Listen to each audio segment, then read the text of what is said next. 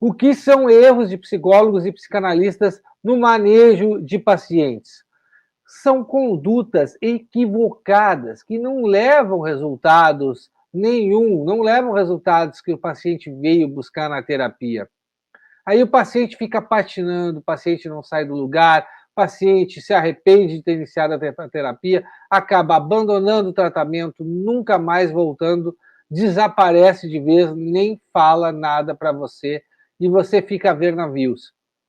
E isso acontece, por exemplo, quando você trata um paciente borderline como se ele fosse um neurótico. Quando você tem esse equívoco em relação ao diagnóstico do paciente. Aí você vai esperar do paciente respostas e esperar um certo tipo de evolução não condizente com o seu caso clínico.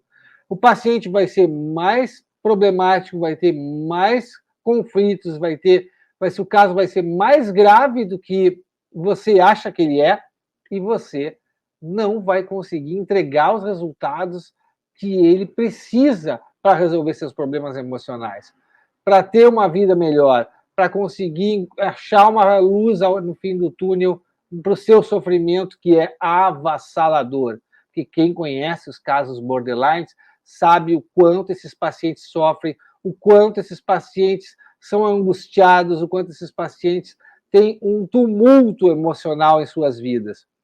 Isso acontece, esse tipo de equívoco, por causa de uma compreensão equivocada de quem é o paciente e quais são os seus problemas reais. Porque você não tem uma noção e um domínio do diagnóstico psicanalítico. Você não consegue diferenciar as estruturas da personalidade entre um caso e outro. E isso compromete todo o atendimento, porque você vai ter muita dificuldade de encontrar um manejo clínico eficaz para esses problemas emocionais do paciente. Você não vai saber trabalhar na especificidade do problema do paciente, já que você não identificou quem é esse paciente, como trabalhar com ele, como abordar ele tecnicamente, o paciente não vai responder ao tratamento como você gostaria. E a probabilidade que ele abandone, interrompe, desapareça do tratamento é muito grande. Vou contar uma história aqui para vocês, por exemplo. Uma colega começou a fazer supervisão comigo, olha a gravidade desse caso, após uma paciente dela tentar o suicídio. E pegou ela completamente de surpresa. Não é que a paciente não tenha falado sobre isso, não é que a paciente não tenha comentado sobre as suas ideações suicidas. A paciente havia falado sobre isso, havia falado da sua vontade de se matar, de interromper a própria vida, mas a colega não havia tomado a sério esses avisos, porque a colega achou que estava trabalhando com uma paciente neurótica, quando na verdade o caso era bem mais sério do que isso. A estrutura não era neurótica, a estrutura era mais regressiva. E aí a colega chegou desesperada no atendimento, porque não sabia o que fazer.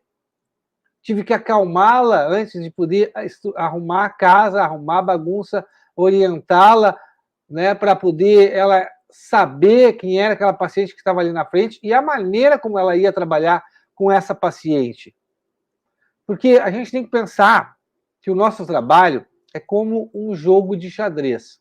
Quem joga xadrez sabe que a gente sempre tem que estar pensando 3 jogadas à frente para poder ter resultado. Senão a gente não consegue jogar xadrez corretamente, senão a gente não domina o xadrez, senão a gente é dominado pelo adversário que domina o xadrez e já está pensando, quando ele está fazendo uma jogada, em 3 jogadas à frente. Nosso trabalho é mais ou menos a mesma coisa. A gente tem que antecipar situações.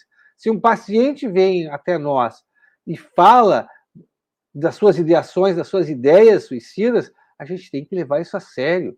E a gente tem que considerar isso para revisar a nossa hipótese diagnóstica. Se a gente está pensando que esse paciente é neurótico, a gente tem que revisar a nossa hipótese para poder intervir logo, para não deixar a situação crescer e o paciente realmente tentar se matar. Agora, você pode dizer para mim, tá, mas a psicanálise não trabalha com diagnóstico, então como é que fica? Uma coisa que eu escuto constantemente. Eu quero dizer para você que isso é outro equívoco da sua mente. Não sei quem foi que lhe disse que a psicanálise não trabalha com diagnóstico. Não sei se foi na formação que você aprendeu isso, se foi em leitura de livros, se foi em seminários, aonde é que foi. Mas a psicanálise trabalha com diagnóstico, sim. Só que o diagnóstico psicanalítico ele é diferente do diagnóstico psiquiátrico. É diferente do diagnóstico nosográfico, que é uma mera descrição dos sintomas. O diagnóstico psicanalítico ele leva em conta o mundo interno do paciente, a maneira como ele lida com as próprias pulsões, as próprias defesas, a maneira como ele internalizou os objetos internos. É esse tipo de diagnóstico que a gente precisa fazer. Porque imagina você atendendo um paciente sem saber quem é ele, quais são os problemas que ele tem. Como é que você vai devolver para o paciente o problema que ele tem? Porque muitos pacientes, inclusive, perguntam para a gente, doutor, o que eu tenho? Qual é o meu problema? Se você não faz um diagnóstico da situação, o que você vai dizer para o seu paciente? E eu não estou dizendo que você tem que dar um diagnóstico para o paciente, mas você tem que dar uma devolução a respeito de como é que é a situação clínica do paciente, quais são os seus problemas, o que até para mostrar para o paciente que você está entendendo aquilo que ele está falando, para o paciente se sentir compreendido pelo tratamento.